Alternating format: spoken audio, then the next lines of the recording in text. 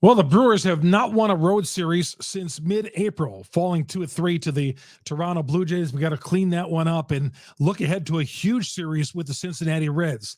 Huge in the sense that the Reds are coming on strong. We'll tell you about that. We'll talk a lot about that coming up next here on Locked On Brewers. You are Locked On Brewers, your daily Milwaukee Brewers podcast, part of the Locked On Podcast Network, your team every day. The Brewers hold a 3-game lead on the Cincinnati Reds in the National League Central. And, I've been telling you all, I just said, watch out for two teams, the Brewers and the Cardinals. But I didn't think this was going to stay this way where, the Cardinals are back to floundering again and the Brewers are just meandering barely above the 500 mark. I thought, we'd see some separation. But that has allowed teams like the Cincinnati Reds to stay in this thing, even though they're 3 games under the 500 mark. Huge 4-game series coming up with the Reds beginning on Friday night. Good to have you along. I'm Chuck Freeman, the host of Locked On Brewers on the Locked On Podcast Network. We are your team every day. Thank you very much for joining us. Follow us on any of your downloads on the platforms for downloading podcasts, Google, Spotify. You can hit us on Apple as well. We're also on YouTube. Hit us up there. Hit the subscribe button. Hit that little bell there. That's going to alert you every time we drop an episode. Follow me on Twitter, Chuck Freeman, Freimund. Always love hearing from the great fans of the Milwaukee Brewers. And we're hanging in there right now. We certainly are. This episode is brought to you by Gametime. Download the Gametime app, create an account, use the promo code LOCKEDONMLB for $20 off your first purchase. Last minute tickets, lowest price guaranteed. Yeah, hanging in there. It's like up and down, up and down. One day you feel great about the team. They show a little life offensively, scoring 4 runs on Wednesday, and then, back to being the Milwaukee Brewers on Thursday in a 3-1 loss to the Blue Jays. Freddie Peralta looked like he was going to get drilled in this game. He gave 3 runs in the first inning, bounced back the game, a quality start. However, the Brewers, they get down early, and they're not coming back. I mean, you get them in the half Nelson, the full Nelson or whatever, and they're crying, no, we're done. We're tapping out. And that's sad to say, because the Brewers players will say otherwise. They'll come back maybe and win a game once in a while. And our team is full of fight and we never give up. And that's the way we are. Well, I don't know if it's so much the fight in them, but the fact that, they're just not very talented offensively. But even when they get strong starts, like they do out of Freddie Peralta, who gave the team his, I believe, 7th quality start of the year, yet he's 5-5. And a lot of it is because, they don't give him much of a support. Now, last week he lost 15-1, gave up 10 runs through like 2+ innings, and like 4 earned. They scored 1 run that night anyway, but that was the night that Adames went down with the batted ball injury. But Freddie pitched well enough to win again. Brewers were down 3-0 heading into the 9th inning. I missed it. I still have not seen the highlight of Rowdy Tellez hitting a triple. I got into my car because they're down 3-0. I had to go grab something to eat. I was starved, nothing to eat in the house. So went down to my favorite establishment, and Rowdy hits a triple. I missed even the radio play-by-play call. But the next thing, I turned on the radio and the guys are talking that Rowdy's on third with a triple. I'm like, what? Oh, maybe there is a God. Maybe we're going to come back and win this game. And then a walk, first and third. Contreras walked, first and third. And then Brian Anderson grounds, first pitch double play, 6-4-3. And that was game, set, and match right there. Brewers did played a run on that double play ball, but that was it. That was it for the Brewers offense. They lose 3-1, but yeah, they have not won a series since mid-April when they swept those 3 games from Seattle. In one of the games, they had to rally back and win. Another one of those games, they blew a late lead and won in extra innings. When they had some fight, when you thought that things might be different for these guys. but it's not been the case. It's get down, throw up arms, and that's the ball game. Now they may not, it's not intentional, but that's just the way it comes across. But now they got a series with the Reds coming up, and it's not going to be easy against Cincinnati because the Reds are playing some good ball. Saw a few of their games in Boston. I know they lost 8-2 on Thursday night at Fenway, but those previous games in the series, I thought they fought hard. And one of the games they tried to give away in the ninth inning, they didn't. Another one, they came back and they snapped the tie midway through the game on a 2-run home run. The Reds are showing some fight. Again, 3 games under the 500 mark, but in this division, they're in the pennant race. They're in the race for the National League Central right now, because nobody is really, and the Brewers are in first place, but nobody's really taking control. I mean, we could say the Brewers are in first place, but nobody really taking control of this division. Nobody really wants to bolt out and grab a lead. I'm not saying like Tampa, who got off to that great start and has been riding that ever since, but this division is there for all 5 of these teams. I still think the Brewers and the Cardinals have the 2 best teams in the division, but the Reds, they might just sneak up on everybody because everybody else is just so bad in this division. That might be the case. Couldn't saw Kevin Gausman. Gausman got the job done against these guys. Big strikeout pitcher. Couldn't get it done against the Brewers. And after winning the middle game, I was hoping for an afternoon victory on Thursday in Toronto on their way to Cincinnati, but not the case. I was so frustrated. Got taco hot sauce all over my shirt. Still have not cleaned it up. I was so frustrated after that Brian Anderson double play ball. Still have not cleaned up. I mean, I was like, screw it. Ever have that where you just make a mess? You're like so ticked off at something. That's how I was when watching that feudal game all day long and the Brewers showing, not that they would have come from behind, but at least give themselves a shot. And Anderson, who I've liked the season he's had, bounced in that first pitch double play. And there went the taco sauce. I don't know how it got there. Just the packet exploded on me. I might as well just covered myself instead of breaking bobbleheads, covered myself with taco sauce. All right. By the way, my name is Chuck Freeman. I have not introduced myself. Welcome to Locked On Brewers. I'm your first-year host, longtime sports talk show host in Milwaukee, Brewer fan extraordinary, my favorite team and my favorite professional sports team. And I've been covering the Brewers for over 40 years, morning sports anchor at 1310 WIBA in Madison, among other things. But it is great to have you on. It is an honor to be with you guys every half hour, every night, talking Brewer baseball and Locked On Brewers. You everydayers out there who watch us, download us every day on all those apps, the Google, the Spotify, the Apple.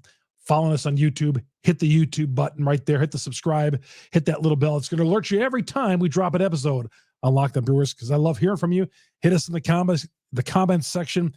Follow me up on Twitter, Chuck Freeman, FREIMUND. If it's really urgent, DM me. I'll get back to you. I get a lot of tweets and all that, but I try to talk to everybody because, hey, we're all one big Brewers community, aren't we? And we're fighting through this this up and down season that the Milwaukee Brewers have had. All right, we're going to get further into the Red Series, talking about a special day in baseball coming up tomorrow as well. All that coming up at next here on Locked On Brewers. Episode brought to you by Gametime. Flash deals, last-minute tickets. Gametime is extraordinarily great in that area. Images of seat views, which I love. You can click on the seat that you're interested in, and it'll show you exactly the kind of view you're going to have when you sit in that seat or any seat, whether you're going to a concert, any professional college sporting event that they have the tickets on. They'll show you right where the seat is. Get images of your seat before you buy, know exactly where you're sitting, buy the tickets in a matter of seconds, 2 taps, and you're all set. Tickets sent directly to your phone, so you don't have to dig through your email. Download the Gametime app, create an account, use the promo code LOCKEDONMLB, and use that promo code LOCKEDONMLB. You get $20 off your first purchase. Terms apply. Again, create an account, redeem the code LOCKEDONMLB, $20 off your first purchase of tickets. Download the Gametime app today. Last minute tickets, lowest price guaranteed. Brewers take on the Reds. 4:10 for a Friday start. Talk about that coming up here a little bit. You get the hometown Brewer broadcast, all 162 on SiriusXM, the SXM app. Search Brewers, and the Reds. And a first of 4 with Cincinnati. 4:10 on Friday afternoon. Again, thanks you, all you everydayers out there, for making Locked On Brewers part of the Locked On Podcast Network, your first download every day. We are the number one Brewers listen on the internet each and every day. Brewers and Reds, we'll get to that coming up here. We're going to get to it right now. And the matchups. Yeah, this is going to be a tough series. The Reds are 26-30, 3 games behind the Brewers in the division. And they had won 5 in a row prior to losing to the Red Sox 8-2 on Thursday night. Their starting pitcher on Friday afternoon, a guy I really liked, was in the Seattle organization, 6'6", left-hander, and the Brewers' worst team in baseball against left-handed pitching. He gets the nod. Brandon Williamson, really good. Now, he's made only a handful of starts, got a no decision, an ERA of 5, though. Not a great fastball, pretty good curveball. One of the hot prospects, up-and-coming pitcher, and the Reds will throw him out there in Game 1 against the Brewers. You realize the Reds sweep the series, they'd move into first place? I just thought of that. 3 games out of this week, because it's a 4-game series, Friday, Saturday, Sunday, and Monday night. Monday night being the only night game. Reds could move into first place in this series. All right, so Corbin Burnes pitches. Need another quality start out of Burnes, who pitched well in his last outing. Gave up 4 home runs in the outing before that. Y'all wanted to trade him. But Burnes, let's see how he locks it down. Of course, the Reds, without Joey Votto, he's been on the injured list. So, he has been just a Brewer killer over the years. So he is on the injured list for them. 4:10 with that first pitch. And the game is not going to be on TV locally in Milwaukee. It's going to be another one of those Apple TV games that we talked about a couple of weeks ago. Now, from what I understand, if you're going to be out and about in a bar or a restaurant, there's some 300 to 400,000 restaurants in conjunction with DirecTV that carry the Apple TV game. I don't know how it works, but when you get to the bar, if you're going for Friday fish fry or for some cold ones tomorrow afternoon, I still don't know why it's a 4:10 start, but if you're wherever you are, you're going to go watch the game at your favorite watering hole, bowling alley, sports bar, whatever. Ask them, check. Maybe they're one of the bars or establishments that's got this game on tomorrow. 4:10 start. Weird, because normally the only Friday afternoon games in Major League Baseball are from Wrigley Field, because that's an ordinance at Wrigley that, that's when they got the lights in at Wrigley. Some people don't know this, but when they got the lights in, the Cubs made an agreement with the neighborhood that Fridays would continue to be day games. They wouldn't have Friday night games. They would have day games. And they pretty much have held to that. I think there's some provision, though, if it's a Friday, if it's a postseason game, that they could play it at night. But nonetheless, the Brewers and Reds, I don't know why this is an afternoon game. There must be something going on in Cincinnati. 4:10 first pitch. So another one of those games where on a Friday that, by the time you get home, this game could be over. The way games have been going, the Brewers have played a couple of 2-hour and 10-minute games in recent weeks with these new rules and how feeble their offense has been. But Corbin Burnes against Brandon Williamson in the opener of this series. Saturday afternoon, 3:10 start. Colin Ray, Graham Ashcroft going for the Reds. Adrian Hauser pitches Sunday against Ben Lively.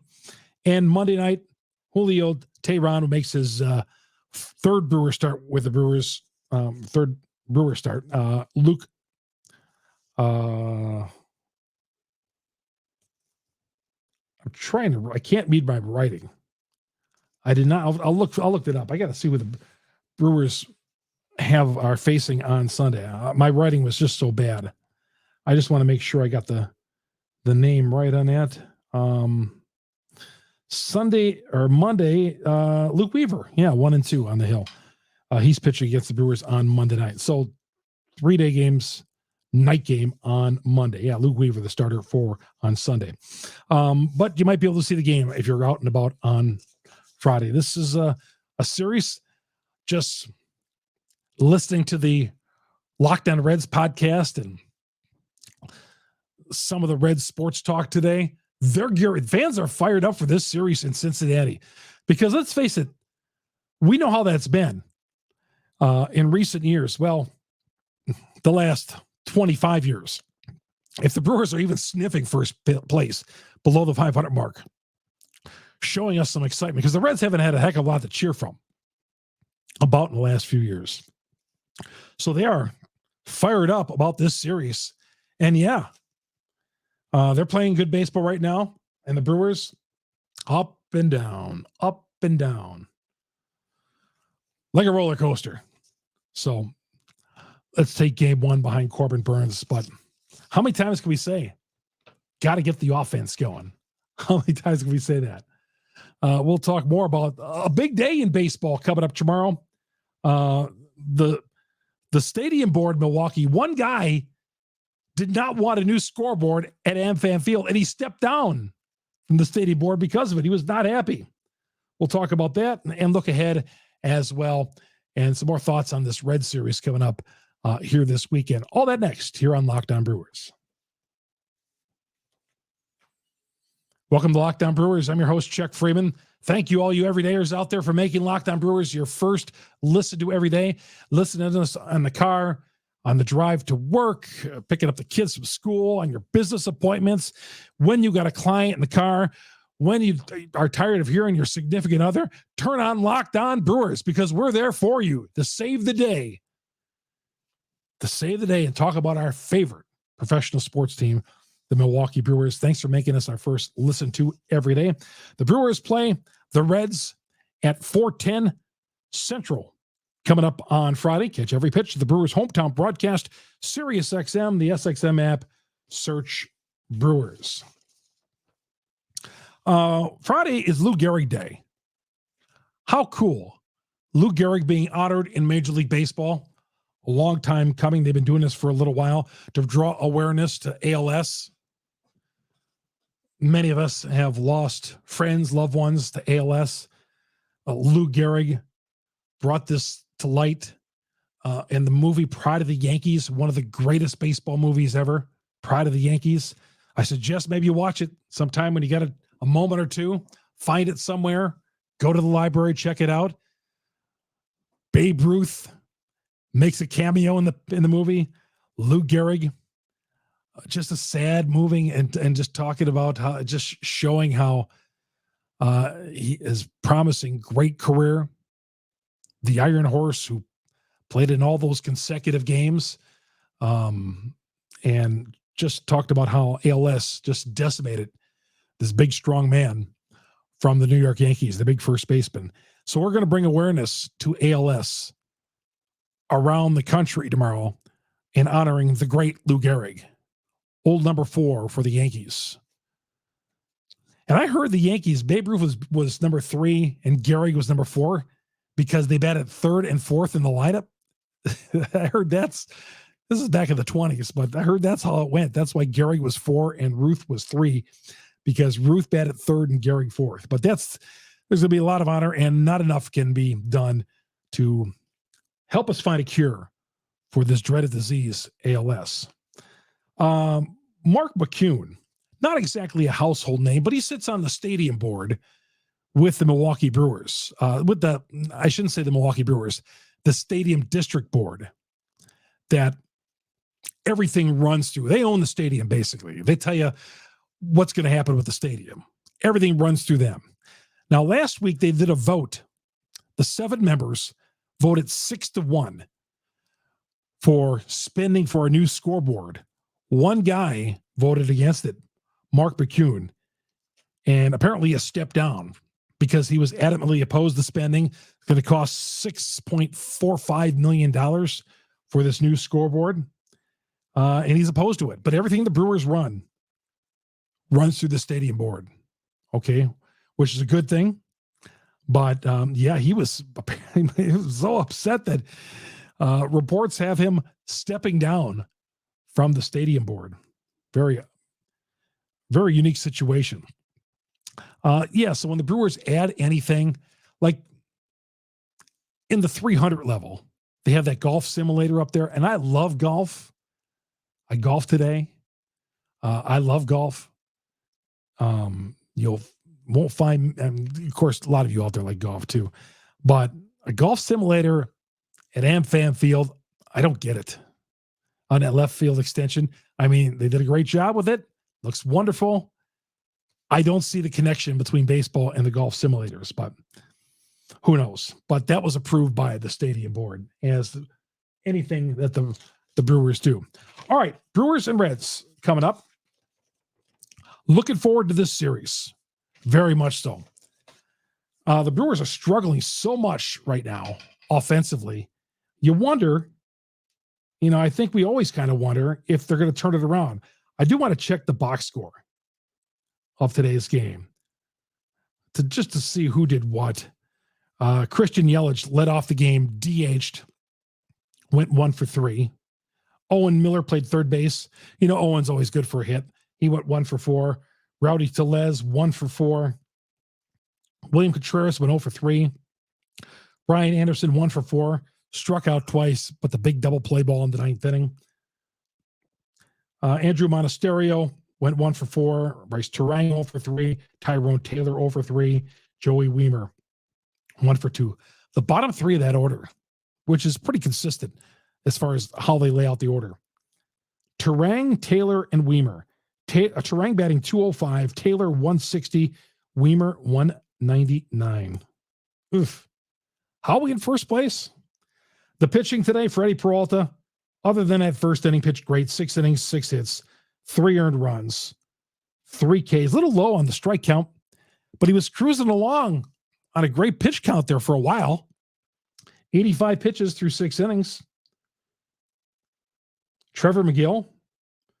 Trevor, showing me something. I have no problem with any of the way these guys are pitching this year. These guys are, with all the injuries and all that, and getting efforts like we're doing from Freddie Peralta, the 7 quality starts, Colin Ray, who pitches on Saturday, Julio Tehran, who's come in and given him some good innings in both of his starts.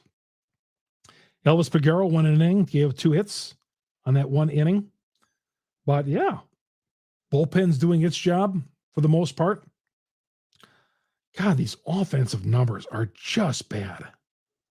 I mean, you look at Owen Miller, 328, and then you drop down to Christian Yelich at 253. Monasterio, 375, but only a handful of at-bats. How could this keep going on?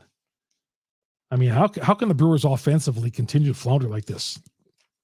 Somebody asked me today on the golf course, are the Brewers this bad, or are they just in a slump offensively? Well, yeah, Garrett Mitchell was a big loss, but that didn't have a chain reaction on how everybody on this team can't hit, except for Owen Miller. Really? Yeah, that's a big loss, but that should affect 8 other guys, 7 other guys in this lineup. Each and every day we're going out there. They could have been shut out today. Rowdy doesn't leg out a triple. And I still got to see the highlight of that because I haven't seen it yet. But somehow Rowdy Tellez, the outfielder slip? How'd that happen? I got to check that out. All right, 3-1 loss. Cincinnati Reds. Don't get swept. That's where we are. Just trying to salvage. That's where we are with these road trips these days. Just trying to salvage 1 game of the road trip. Be great if they can go there and take 3 or 4, but I'll take a split at this point with the Reds. I'll take a split, but they're facing a lefty coming up on Friday with Williamson, but luckily, Corbin Burns, who I have not lost faith in at all, pitches for the Brewers. Again, the Brewers and Reds coming up. Catch that broadcast at 4:10 Central. Every pitch, the Brewers hometown broadcast, Sirius XM, the SXM app, search Brewers. Thank you, everybody, for listening in, the everydayers. I know we're all exhausted about this, the way the Brewers are hitting and an emotional roller coaster the Brewers have taken on us on this year. But, I just like to see more consistency, as we all would, on the Brewers. Thank you, everydayers. Follow us on all your favorite platforms. Download the app. And somewhere out there, Google, Spotify, Apple, download the app and favorite us, however it's done, on Locked On Brewers so you don't miss an episode. We'll be here in a weekend as well. We'll be talking Brewer baseball, shorter versions on the weekend version of Locked On Brewers. Yeah, we'll be here. We are your team every day. I'm Chuck Freeman. Thanks for joining us. Locked On Brewers on the Locked On Podcast Network.